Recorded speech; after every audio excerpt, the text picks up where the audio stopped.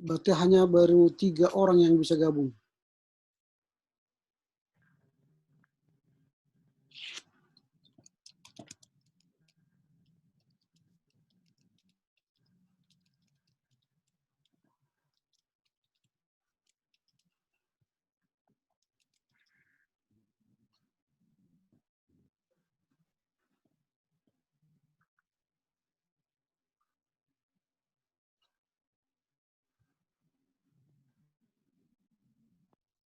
Oke, Rio sudah gabung.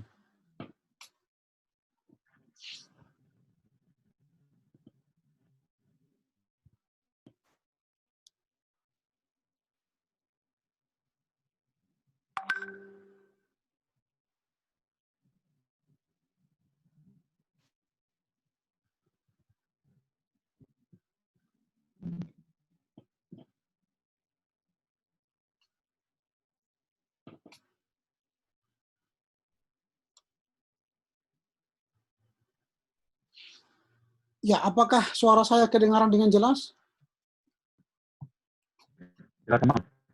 Jelas ya? Jelas, Pak. Oke. Baik, sambil menunggu teman-teman kita, ya dengan seperti ini, nanti kita bisa belajar bahasa Ibrani. Lalu kalian bisa melihat cara-cara menulis bahasa Ibrani itu. Nah, misalnya saya contohkan begini. Nanti kalian bisa lihat caranya ya. Nah, ini kan huruf alef. Cara menulisnya bagaimana? Nanti caranya ialah bisa saya tunjukkan bagaimana caranya. Ini yang pertama, lalu nanti yang kedua kalian buat seperti ini, baru yang ketiga buat seperti ini. Itu bisa kalian cara menulisnya bisa. Nanti saya akan minta kalian menulisnya. Di depan kalian ada kertas, bagaimana cara dibuat begini, begini gitu. Sehingga nanti kalian bisa tahu cara menulisnya.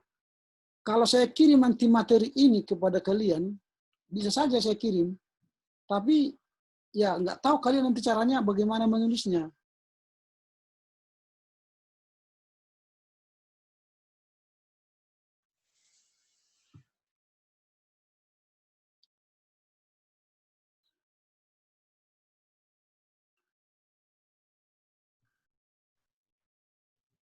Wah,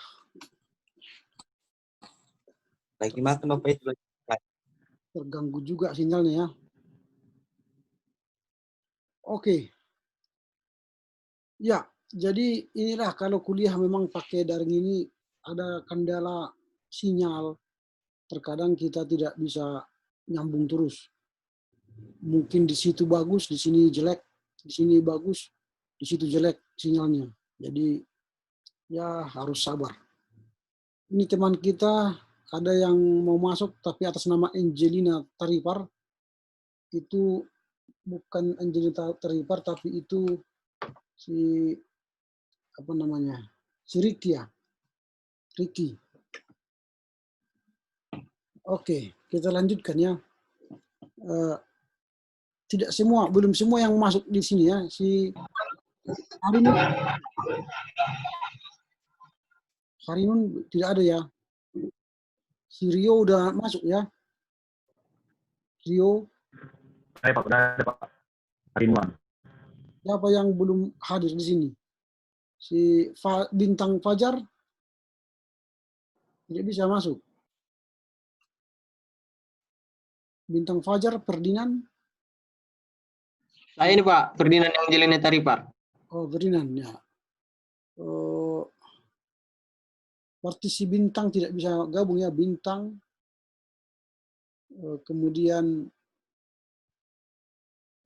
siapa lagi nih? Si Harinun. Farida ada, Farida. Udah ya. Oke. Ya, si Bintang akhirnya nggak bisa ikut. Tapi di WA dia bisa ikut. Harinun nggak bisa juga ya? Nggak bisa ikut. Saya Pak. Harinuan.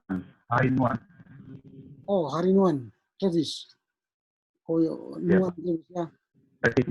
Nanti tulislah nama kalian sesuai nama itu supaya bisa saya lihat. Ya. rename nanti di belakang dia apa itu di atas itu ada rename. Ditulis namanya supaya bisa saya lihat siapa yang ada. Berarti si Bintang yang tidak bisa hadir ya. Oke, tidak, kita lanjutkan saja. Nanti ini kan ini saya rekam. Nanti habis kuliah boleh saya share lagi nanti di grup supaya bisa ditonton atau diulang-ulangi lagi. Nah, kita mulai saja perkuliahan kita karena kita sudah bisa gabung dalam Zoom. Sebelum kita memulai perkuliahan, kita bersatu dalam doa dulu.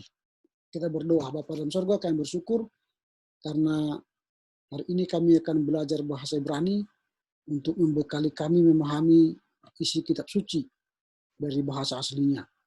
Boleh kiranya Tuhan bersama kami sehingga kami boleh mengerti arti dari setiap pelajaran kami untuk membekali kami kelak menjadi pendidik di tengah-tengah sekolah-sekolah atau tengah masyarakat, di tengah gereja yang akan kami layani. Terpujilah Engkau Bapa, demi Kristus Yesus kami berdoa dan memohon kepadamu.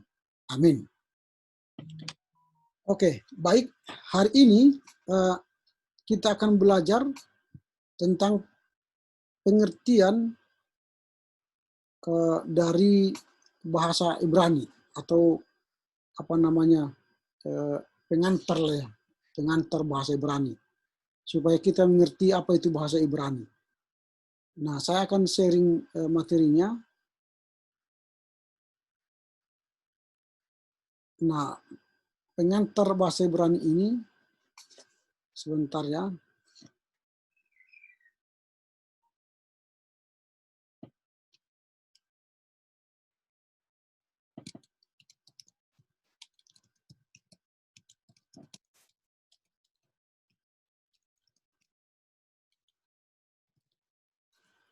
Ya, saya akan sharing.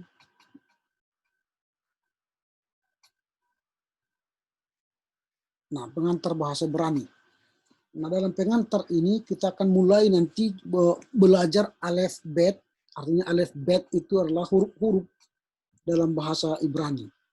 Belajar membaca dalam menulis bahasa Ibrani ini mempunyai fungsi dan makna bagi kita untuk melihat secara detail atau lebih lengkap tentang bahasa Ibrani.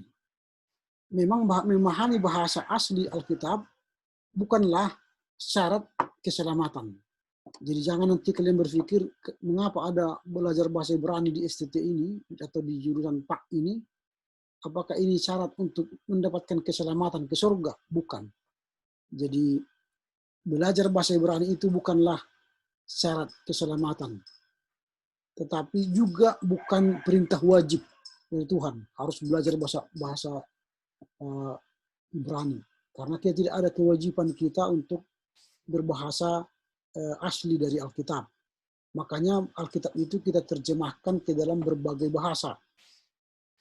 Ada bahasa Batak, bahasa Indonesia, bahasa Jawa, bahasa Inggris diterjemahkan supaya setiap budaya, setiap bahasa atau setiap orang mampu mengerti firman itu dengan baik dan benar. Itulah kita belajar bahasa Ibrani. Jadi bukan kewajiban. Kalau di agama lain itu kan wajib mereka belajar bahasa asli kitab mereka karena semua ibadah-ibadahnya pakai bahasa Arab misalnya. Sehingga mereka memakai dan diwajibkan belajar bahasa Arab. Itu bagi agama Islam contoh. Tapi bagi agama Kristen tidak ada kewajiban untuk belajar bahasa Ibrani. Biasanya belajar bahasa Ibrani itu hanya orang-orang yang mau studi teologi dan pendidikan agama Kristen. Nah, itu ya. Jadi kita percaya bahwa keselamatan itu adalah iman di dalam Tuhan Yesus. Jadi bukan dalam mengerti bahasa Ibrani, tapi iman dalam Tuhan Yesus Kristus. Tetapi jika kita ingin mendalami isi kitab suci, jika kita ingin mendalami Alkitab, sebaiknya kita belajar bahasa aslinya, naskah aslinya. Itu makanya ada pelajaran atau mata kuliah belajar bahasa Ibrani. di setiap kampus. Karena kita diasumsikan hendak menjadi pelajar atau mahasiswa yang ingin tahu isi kitab suci. Ini yang mau kita pelajari. Mengapa kita harus belajar bahasa Ibrani? Nah, sebab jika ingin kita misalnya melihat terjemahan-terjemahan yang lebih bagus, yang lebih mendekati, yang kita akui sebenarnya sekarang adalah King James Version ya, itu lebih mendekati terjemahan aslinya. Tetapi sebaik apapun terjemahan King James Version, tentu akan lebih baik jika kita langsung menerjemah dari bahasa aslinya. Itu yang jauh lebih baik. Itu makanya kita belajar bahasa Ibrani. Nah, kemudian Alkitab yang ada sekarang pada kita itu ditulis 3.500 tahun yang lalu oleh Musa dan para nabi dalam bahasa Ibrani dan Aram. Kemudian 2000 tahun yang lalu para rasul menulis Alkitab khususnya Perjanjian Baru dalam bahasa Yunani.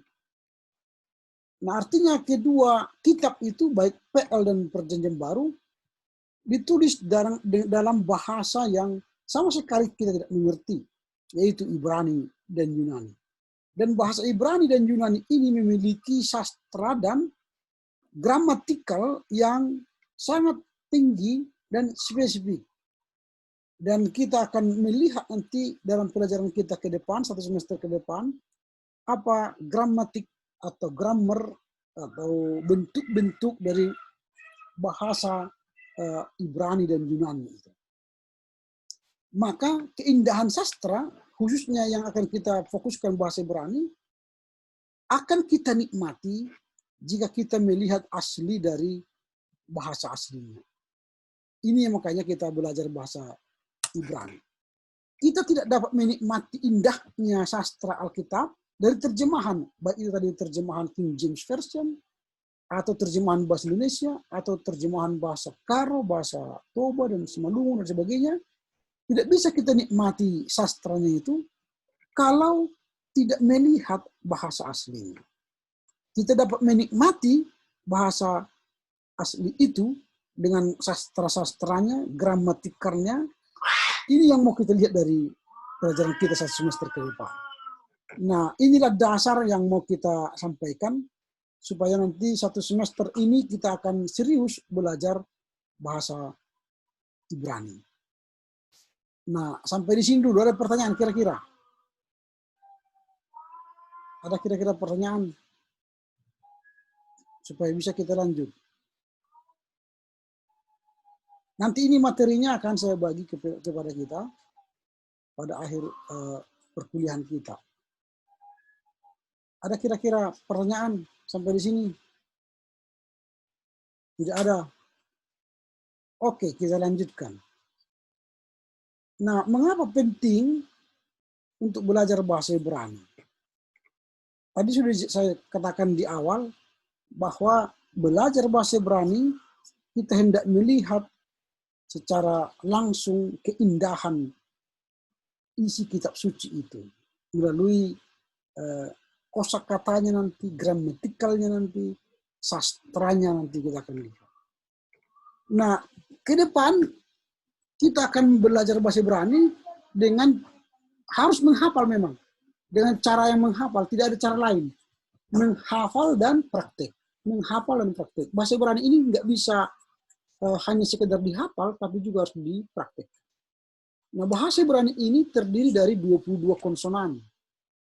22 konsonan dan tidak ada huruf besar dan tidak ada huruf kecil. Jadi nanti kalau kalian lihat ini saya tunjukkan ini, tidak ada huruf besar, huruf kecil seperti dalam bahasa kita, bahasa Indonesia. Tidak ada. Semua sama, gitu ya. Tidak ada huruf besar, tidak ada huruf kecil. Kemudian ada 5 huruf yang memiliki bentuk khusus, sofit namanya, bentuk khusus, sofit. Nah, bentuk khusus sofit itu nanti akan kita lihat. Lalu ada huruf-huruf yang disebut dengan nikut. Nikut itu penanda vokal atau vowel. Itu nikut, penanda vokal. Supaya bisa nanti kita baca A, E, U, O. Nanti ada itu. Nah, baru harus kita ingat menulis dan membaca huruf Ibrani itu dari kiri ke kanan, dari sini. Kalau biasanya kita membaca dari kiri ke kanan, dari sini, ini. Dari sini. Kita begini. Tapi kalau dari menulis Ibrani dari sini, dari sini ke sini, dari kanan ke kiri, dari kanan ke kiri. Itulah penulisan dan membaca bahasa Ibrani. Misalnya ini, kalau ini dibaca. Alef, Bet, Gimel.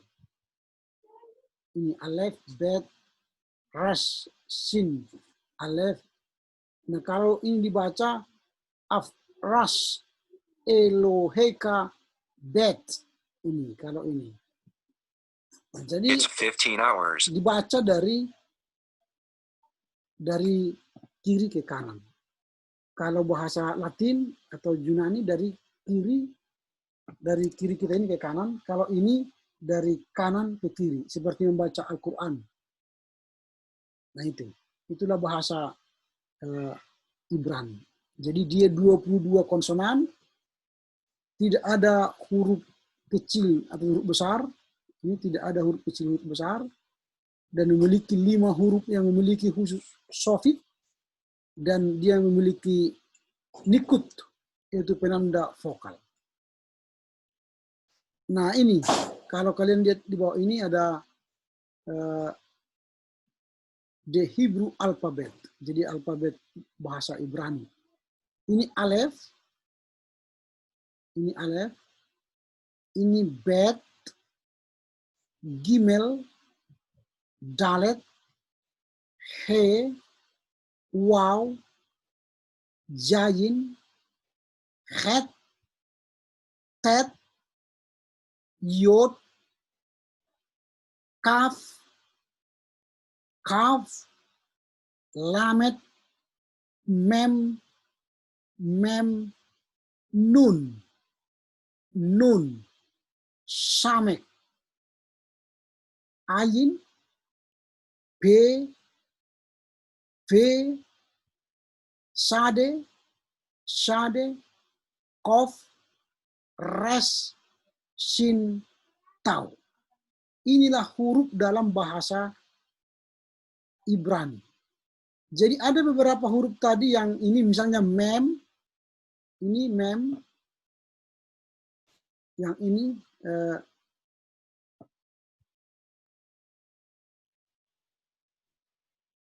yang mem ini sama dengan mem ini. Nah, apa bedanya ini dan ini? Kalau ini ditulis di awal huruf, di awal, ini di akhir huruf. Jadi kalau dia misalnya mem di awal huruf, maka dia ditulis seperti ini. Tapi kalau huruf mem, m itu kalau m ya, m ditulis berada di akhir huruf, maka dia menjadi seperti ini tulisannya, mem. Nah, itu maksudnya. Jadi ada bedanya ditulis di awal, ini di awal, ini juga di akhir. Beda dia. Nah, jadi beda nanti. Nah, gitu. Sama dengan ini. Nah, ini juga yang ini.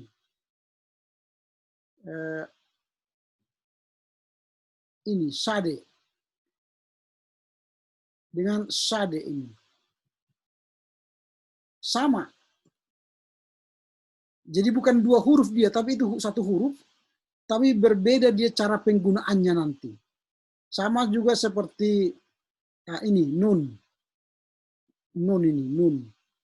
nun dengan nun ini. Beda.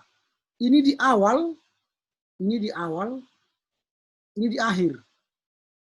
Kalau dia di awal kalimat, jadi dia seperti nun. Ini tulisannya N itu, nun. Kalau di akhir, huruf N itu atau nun itu seperti ini. Nah, sama dengan kaf. Tadi kaf ini.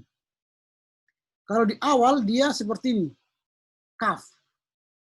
Kalau di akhir, dia seperti ini. Kaf. Jadi yang dua ini sama, tapi kalau di awal kalimat dia menjadi seperti tulisannya, tapi kalau di akhir kalimat nanti dia seperti ini tulisannya. Sama-sama kaf. Nah itu, jadi ada beda dia di awal dan beda di akhir.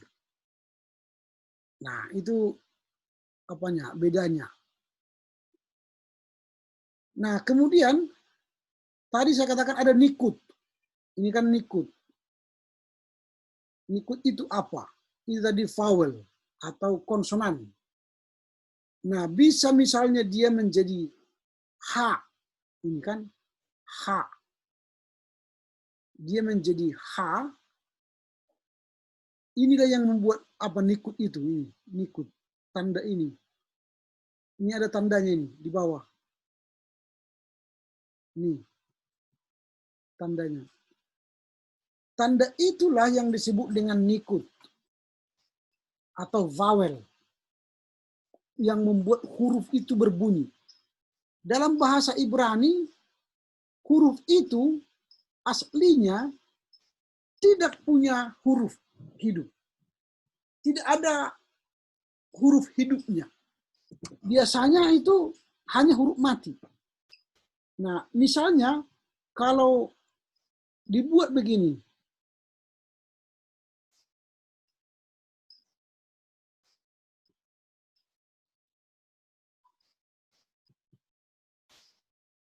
ini kan huruf mati semua, nggak ada ABC. Ini S, ini lamek, ini mem.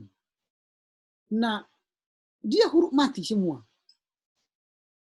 Tapi kalau dibaca ini menjadi shalom. Jadi bisa dia dibuat di sini shalom. Dibuat di sini tandanya. Ini. Shalom. Nah, itu contoh bahwa nikut itu sangat diperlukan dalam penulisan bahasa Ibrani. Jadi nanti bahasa Ibrani itu selalu terdiri dari 3 huruf. Ini, terdiri dari 3 huruf. Huruf mati semua. Huruf mati. Tapi nanti akan dibubuhkan nikut. Nikut itu seperti ini. Ini. Atau ini. Itu yang disebut dengan nikut. Membuat dia bersuara. Nah, itulah disebut dengan nikut. Ada nikut yang E. Ini kan ada nikut E. Ini. Tadi nikut A. Ini nikut A. Suara A. Nah, ada nikut E. Ini H. Ini B. B segol. Ini B. Sherry. Sheirei. Ini Sheirei. Ini Sheirei. Seperti A dan D. Ini nikut atau nikut E. Vowel E. Atau ada nikut I. Ini nikut I. Huruf I. Vokal I. B. Ini B. Misalnya hirik. Hirik. Ini kan hirik. Bahasanya. Hirak. Hirik. Nah itu. Dia huruf nikutnya I. Atau nikutnya O. Ini nikutnya O. Ho. Gitu ya. Seperti O. Atau ini kalau buat contoh ini kata kamat sih kan. Mahtan. kamat. Ini, kataf, kamat. Atau ini ada short vowel atau suara pendek dia, suara pendek. Kamat, katan. Kamat, katan. Itu nikut O. Ada nikut U. Ini nikut U. Atau vowel, atau suara konsonan U. Bu. Ini kan contohnya ini kubut. Kubut seperti U. Mun seperti kata di mun. Ya mun. U seperti U. Kubut ini. Kubut. Atau dia syurek. Syurek. Nah itu. Jadi ada nikut U, ada nikut O, ada nikut I, ada nikut E, ada nikut A. Jadi nikut itu adalah vowel, huruf vokal dalam bahasa Ibrani. Nah ini yang kita mau lihat nanti. Harus dihafal ini supaya nanti kalian bisa belajar bahasa Ibrani. Ini dulu sebagai pengantar ya.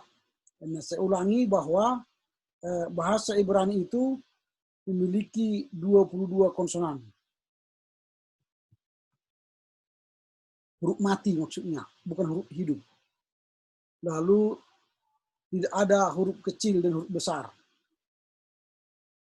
Tidak ada huruf kecil dan huruf besar. Ini kan? Lalu memiliki huruf sofit tadi dan huruf nikut. Huruf Ibrani ditulis dari kanan ke kiri, dari sini. Seperti Arab gini, seperti ini. Nah itu, jadi nikut tadi ada 5 nikut. A, nikut E, nikut I, nikut O, dan nikut U. Nah inilah dulu pengenalan-pengenalan.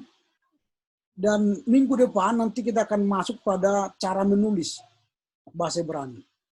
Per huruf. Nanti kita akan belajar menulis huruf itu. Nah, kira-kira ada pertanyaan sampai di sini? Silakan. Siapa yang mau bertanya?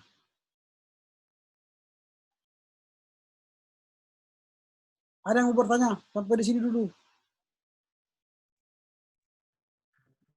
Bapak boleh bertanya, Pak? Silakan.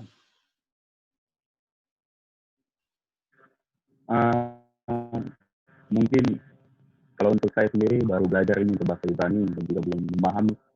Tapi untuk puji Tuhan, saya merasakan ingin belajar dalam, Pak. Karena dengan Bapak tadi jelaskan bahwasanya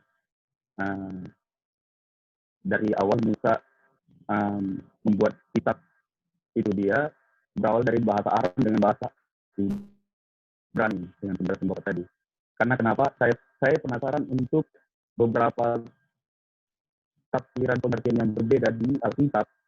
Karena ada beberapa contoh kasus ini yang saya simpan terus Pak dari masa SMP dengan SMA. Banyak yang masih rahasia jadi Pak. Contoh untuk di Matius dalam doa Bapa kami itu ada beberapa di bagian di tafsiran bahasa Indonesianya, yaitu jangan membawa kami dalam pencobaan, tetapi lepaskanlah kami daripada yang jahat. Tapi kalau kita lihat perbandingannya, saya pernah baca yang untuk versi King James, lead us not into temptation, but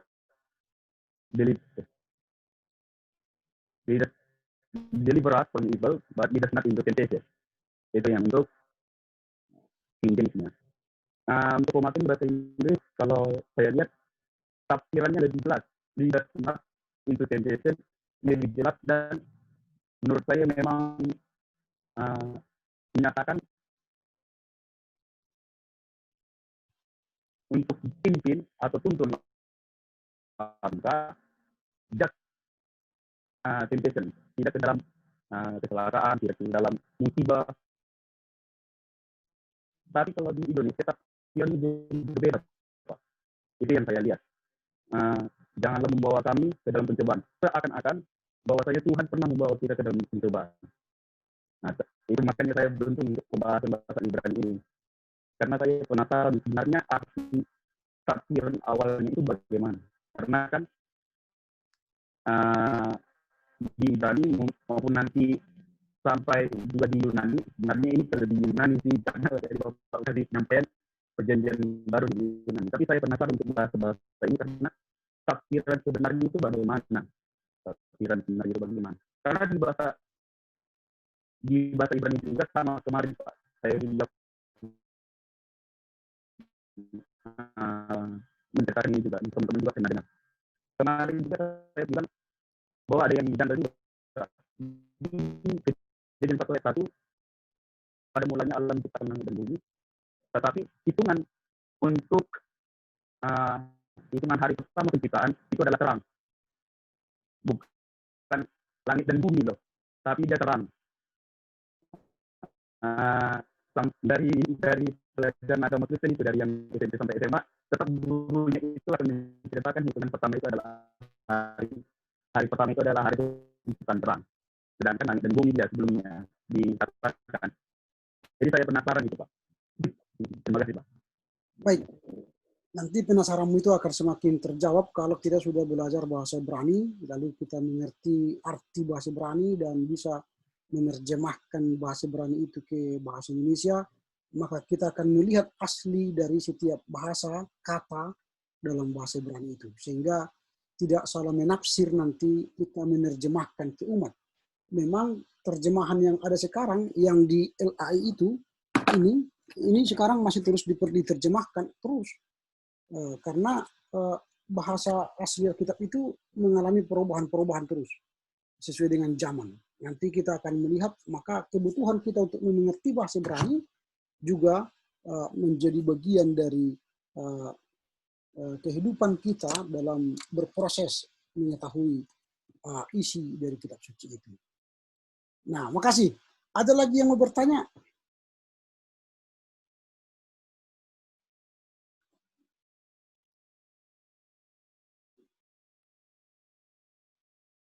Oke, kalau tidak ada, pertemuan kita akan berakhir sampai di sini.